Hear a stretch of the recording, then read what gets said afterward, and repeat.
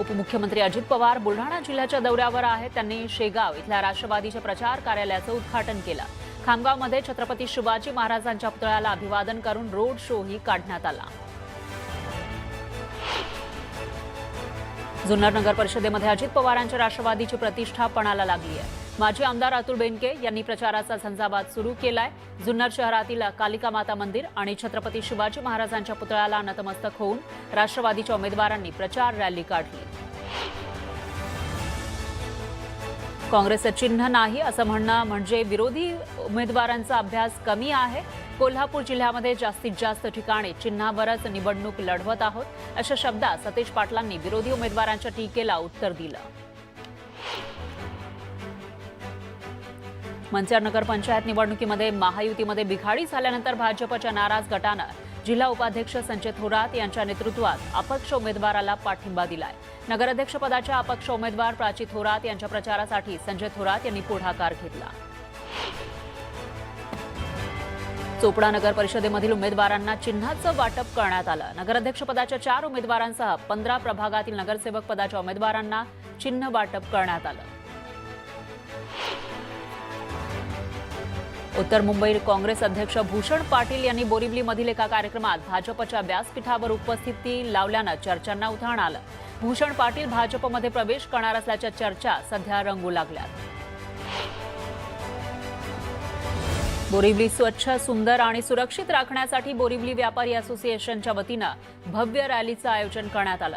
Indraprastha shopping centre पासून Goyal shopping centre पर्यंत काढण्यात आलेल्या या रॅलीमध्ये मोठ्या संख्येनं व्यापारी आणि नागरिक सहभागी झाले। भिवंडीमधील बंजारपट्टी नाक्यावरील डॉक्टर APJ अब्दुल कलाम उड्डाण पुलावर झालेल्या अपघातामध्ये 6 वर्षीय मुलीचा मृत्यू झाला, तर तिचे वडील गंभीर जखमी आहेत। कंटेनर आणि बाईकची धडक झाल्यानं हा अपघात झाला। फडणवीसांनी 24 तासामध्ये अजित पवारांचा राजीनामा घ्यावा। पवारांनी राजीनामा न दिल्यास उद्या दिल्लीमध्ये अमित शहांची भेट घेणार। शहांकडे अजित पवारांच्या राजीनाम्याची मागणी करणार असं अंजली दमानिया म्हणाल्या। माझ्या हाती लागलेला डेटा महाराष्ट्राला हादरवणारा आहे असं म्हणत अंजली दमानिया यांनी लोकांच्या जमिनीची लूट थांबवण्याची मागणी केली। पुण्यातील जमिनीसाठी हा व्यवहार नव्हता, कंपनी उभी करण्यासाठी हा व्यवहार झाला असं दमानिया म्हणाल्या। विकासाचा मुद्दा हाच आमचा अजेंडा आहे। विकासाच्या मुद्द्यावर आम्ही निवडणूक लढवणार असं उपमुख्यमंत्री शिंदे म्हणाले। प्रचार सभेत लाडक्या बहिणींचा उत्साह पाहायला मिळाला असंही शिंदेंनी म्हटलंय। उपमुख्यमंत्री अजित पवारांनी चुकीच्या शब्दांसाठी दिलगिरी व्यक्त केली। शहरात बकालपणा नको, स्वच्छता असावी हा माझा उद्देश होता बोलण्यामागचा असं अजित पवार म्हणाले। माझ्या शब्दाला पकडलं जातं, पण मी कायम विकासासाठी प्रयत्न करणार असंही अजित पवार म्हणाले। माजी खासदार इम्तियाज जलील यांनी वाशिमच्या प्रचार सभेत उद्धव ठाकरेंवर जोरदार टीका केली। बाबरी मस्जिद पाडणाऱ्या शिवसैनिकांची पाठराखण करणाऱ्या उद्धव ठाकरेंना विसरू नका असं म्हणत जलील यांनी ठाकरेंवर निशाणा साधला। मुरुम नगर परिषद निवडणुकीमध्ये नाट्यमय घडामोड घडलेली आहे। शिंदे शिवसेनेच्या उमेदवारानं उद्धव ठाकरे गटाच्या उमेदवाराला पाठिंबा दिला। मतदानाला अवघे काही दिवस शिल्लक असताना शिंदेंची शिवसेना आणि राष्ट्रवादीच्या अजित पवार गटानं उद्धव ठाकरे गटाच्या उमेदवाराला पाठिंबा जाहीर केला। नांदेड महानगरपालिकेच्या मतदार यादीतील गंभीर प्रकार शिंदे सेनेच्या पदाधिकाऱ्यांनी समोर आणलाय। नांदेड महापालिकेच्या मतदार यादीमध्ये पश्चिम बंगालमधील 700 ते 800 मतदार असल्याचा आक्षेप शिवसेनेचे शहर प्रमुख तुलजेस यादव यांनी नोंदवला। छत्रपती संभाजीनगरच्या शिवसेनेनं मोठा नाराजी नाट्य शिवसेनेमध्ये पाहायला मिळत आहे। जिल्हा प्रमुख राजेंद्र जंजाळ यांनी थेट मंत्री संजय शिरसाट यांच्यावर गंभीर आरोप केले। पक्षात मोजक्याच लोकांना जवळ करत शिरसाट कार्यकर्त्यांना आणि मला डावलत असल्याचं जंजाळ म्हणाले। पवनी नगर परिषद निवडणुकीमध्ये डॉक्टर विजया नंदुरकर यांना भाजपनं तिकीट देणार असल्याचं सांगून दुसऱ्याला तिकीट दिलं। त्यामुळे विजया नंदुरकर यांनी कमळाची साथ सोडत हातावर घडी बांधली। पवनी शहरामध्ये महायुतीच्या तिन्ही पक्षातच तिरंगी लढत पाहायला मिळतेय। सोलापूर जिल्ह्यातील 11 नगर परिषद आणि 1 नगरपंचायत निवडणुकीसाठी 4.5 लाख मतदार मतदान करणार आहेत। बार्शीमध्ये सर्वाधिक 1 लाख तर दुधनी नगर परिषदेमध्ये सर्वात कमी 10,000 मतदारांची नोंद करण्यात आली आहे। जामखेड नगर परिषद निवडणुकीच्या पार्श्वभूमीवर झालेल्या एका वादग्रस्त विधानानं राजकीय वातावरण तापलंय. राष्ट्रवादी काँग्रेस पार्टी शरद पवार गटाचे पदाधिकारी सूर्यकांत हौसराव मोरे यांनी प्रचार सभेत विधान परिषद सदस्यांच्या संदर्भात केलेल्या अवमानकारक वक्तव्यामुळे त्यांना हक्कभंगाची नोटीस बजावण्यात आली. 2 डिसेंबरपर्यंत लेखी खुलासा करण्याचे आदेशही दिले. हिंमत असेल तर स्थानिक मुद्द्यांवर निवडणूक लढवा असं आवाहन विलास गावडे यांनी पालकमंत्री नितेश राणेंना दिलं. जिल्ह्याचा कोणताही विकास झालेला नाही, त्यामुळेच नितेश राणे यांना राहुल गांधींचे राष्ट्रीय स्तरावरचे मुद्दे चर्चेला घ्यावे लागतात, अशी टीका विलास गावडेंनी केली. भाजपचे नगराध्यक्षपदाचे उमेदवार समीर नलावडे आणि 17 नगरसेवकांनी खासदार नारायण राणे यांची ओम गणेश निवासस्थानी भेट घेतली. भाजप नेते नारायण राणे यांनी उमेदवारांना मार्गदर्शन केलं. नांदेड जिल्ह्यातील भोकरमध्ये आयोजित सभेमध्ये संजय शिरसाट यांनी जोरदार फटकेबाजी केली. शंकरराव म्हणाले होते, नांदेडचं लंडन करू. मला नेहमी वाटायचं जाऊन नांदेड शहर पाहू. नंतर अनेक वेळा नांदेडला आलो, पण लंडन दिसलं नाही, असा टोला शिरसाटांनी लगावला. भंडाऱ्याचे आमदार नरेंद्र भोंडेकर यांनी स्थानिक भाजप नेत्यांच्या तक्रारी एकनाथ शिंदेंपुढे मांडल्या.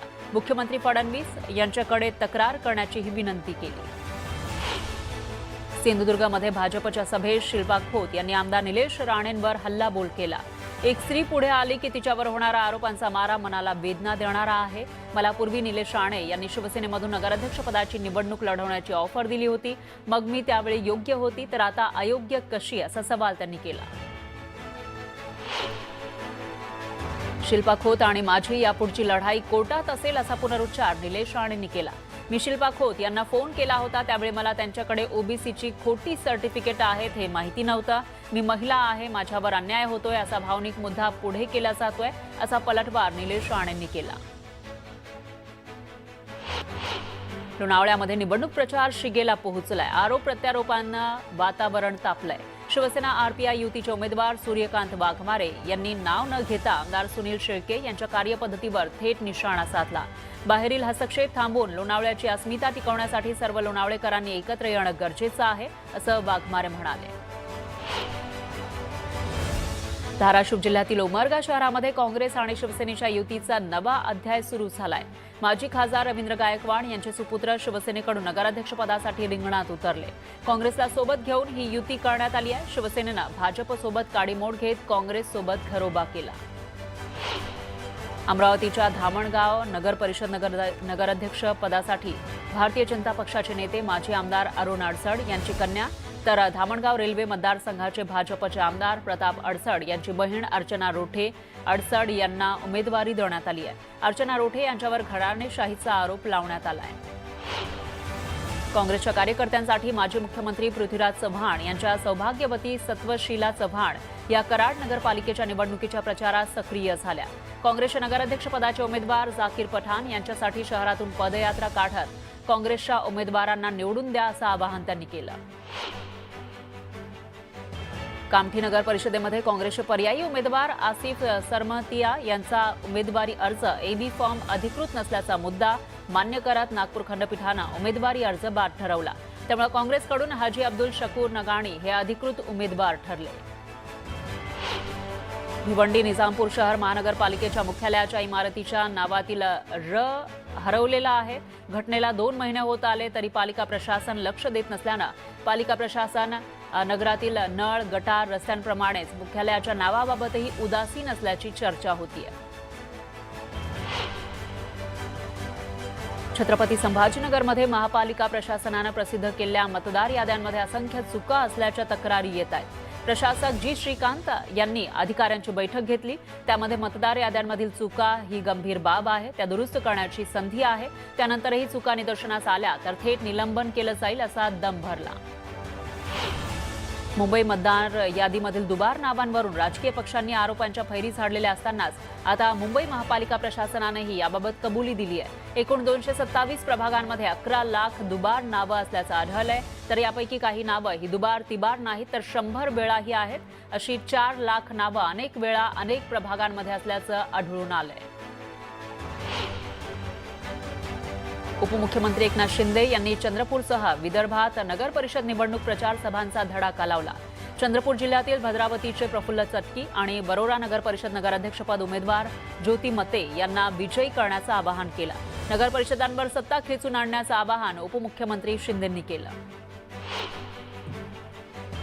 परंडगाव नगर परिषदेसाठी भाजपतर्फे नगराध्यक्ष श्यामला अतुल झांबरे तर राष्ट्रवादी शरद पवार पक्षातर्फे राजेंद्र चौधरी शिंदे गटातर्फे नगराध्यक्षपदासाठी तृप्ती समाधान महाजन तर भाजपचे बंडखोर अपक्ष उमेदवार सुनील काळे अशी चौरंगी लढत रंगणार आहे.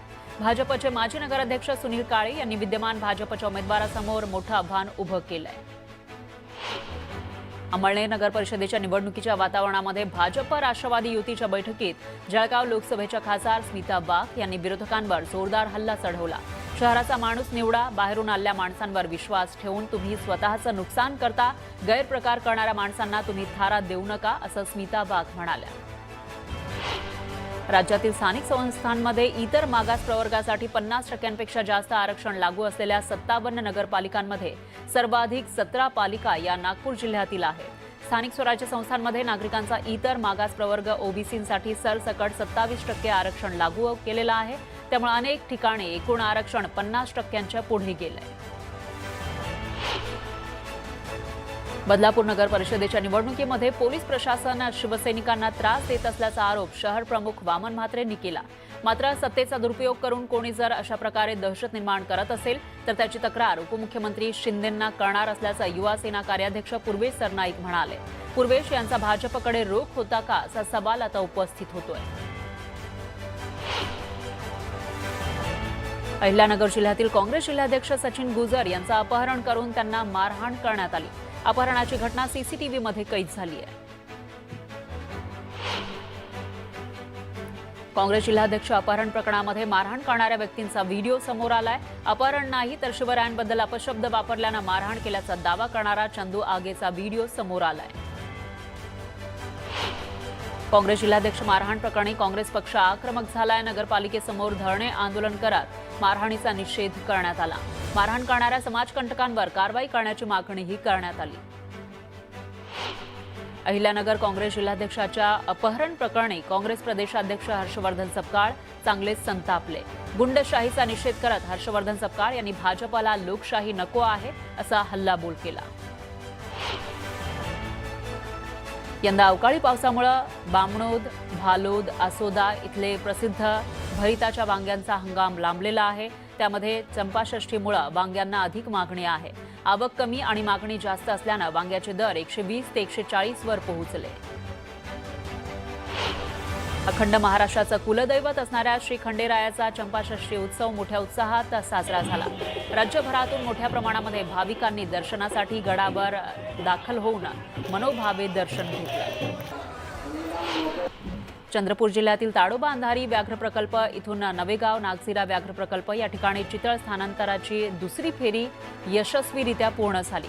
कोणतीही जीवितहानी न होता एकूण 63 चितळ सुरक्षितपणे जामणी गवताळ परिसरामधून नागझिरा प्रकल्पातील सॉफ्ट रिलीज एन्क्लोजरमध्ये हलवण्यात आली. पिंपरी चिंचवड पोलिसांनी शहरामध्ये अवजड वाहनांमुळे होणारे अपघात रोखण्यासाठी आता पावलं उचलण्यास सुरुवात केली आहे. वाहनांना कॅमेरे बसवणं, त्यांची वेगमर्यादा 30 किलोमीटर प्रति तास ठेवणं, वाहनांमध्ये सहचालक वाहनांना साईड कव्हर बसवणं आता बंधनकारक केलं आहे. मोखाड्यामधील प्रसूती झालेल्या महिलेला अर्ध्या रस्त्यामध्ये सोडून पसार झालेल्या मुजोर रुग्णवाहिका चालकाचं अखेर निलंबन करण्यात आलं. आतिश दीपक मुकणे असं असंवेदनशील रुग्णवाहिका चालकाचं नाव आहे. आरोग्य विभागाकडून चालकावर निलंबनाची कारवाई करण्यात आली आहे. महाराष्ट्राच्या सागरी हद्दीमध्ये बेकायदा मासेमारी करणाऱ्या कर्नाटक मलपी इथल्या मासेमारी नौकेवर कारवाई करण्यात आली आहे. आचरा देवगड सागरी हद्दीमध्ये ही धडक कारवाई करण्यात आली आहे. बेकायदेशीरपणे मासेमारी करताना ही नौका आढळून आल्यानं बंदर विभागानं संबंधित नौका जप्त केली. इगतपुरीच्या माजी आमदार निर्मला गावित यांची आमदार हिरामण खोसकर यांनी भेट घेतली. निर्मला गावित यांच्या अपघातानंतर रुग्णालयामध्ये जाऊन आमदार हिरामण खोसकर यांनी विचारपूस केली.